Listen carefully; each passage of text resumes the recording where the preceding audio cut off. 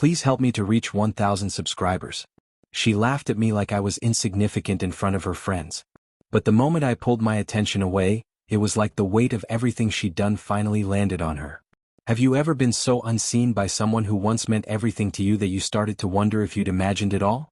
Not just ignored, reduced, turned into a joke in a story you didn't even realize you were part of. That was me. And her name was Mia. Back in high school, I wasn't anyone special. I wasn't the guy on the team. I wasn't the kid who drew crowds.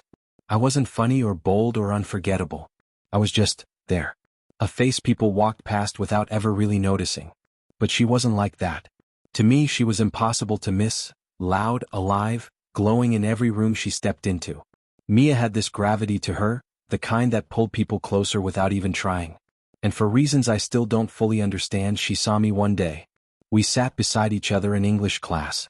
The first time she turned toward me, laughing at something the teacher said, her eyes lit up, and for a moment I felt like someone had finally looked straight through the fog and noticed I existed. After that, she talked to me more, asking for a pen, making dumb jokes during group work, saying my name in a way that made it feel like it mattered. And I started to believe it did. We began texting. At first it was about homework, but it didn't stay there long.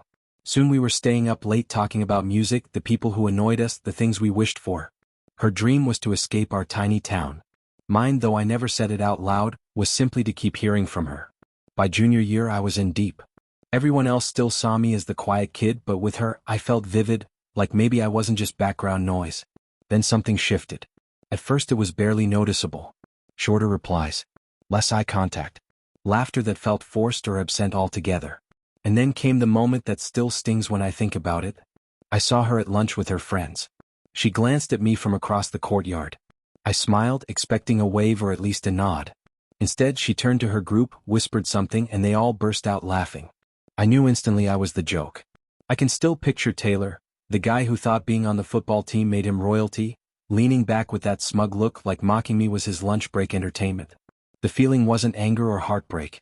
It was numbness, like someone had unplugged me from myself. That night I didn't text her.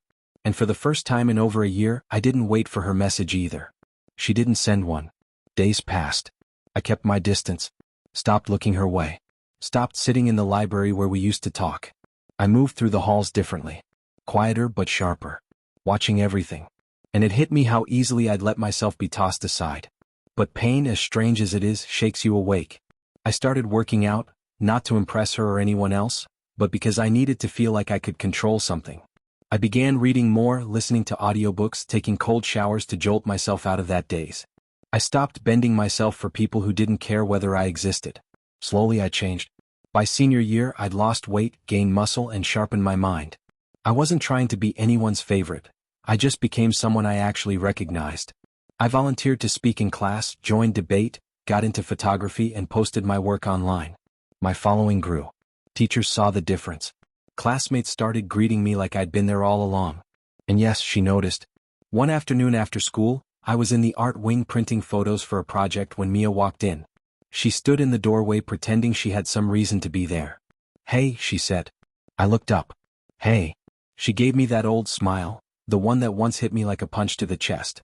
But this time? Nothing. You've changed, she said. Yeah, I replied, turning back to my prints. I mean, you look really good. I nodded. Thanks. She hesitated. You don't text anymore, she finally said.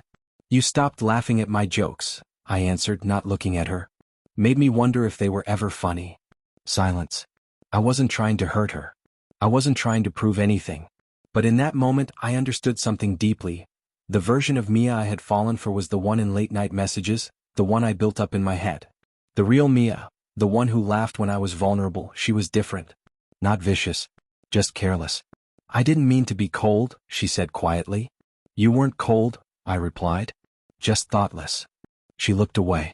And for the first time, I saw her without the glow I'd imagined around her. Just a girl who didn't have everything figured out. Someone who hid inside loud moments to avoid feeling small. Someone who finally noticed when the quiet boy she once entertained stopped orbiting her world.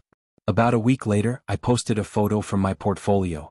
It got picked up by a regional art blog. The next day she liked every photo on my page, scrolling all the way back to the beginning. I didn't follow her back. Not because I resented her. Not because I wanted revenge. but because I wasn't that boy anymore. I didn't need her validation. I didn't need her attention.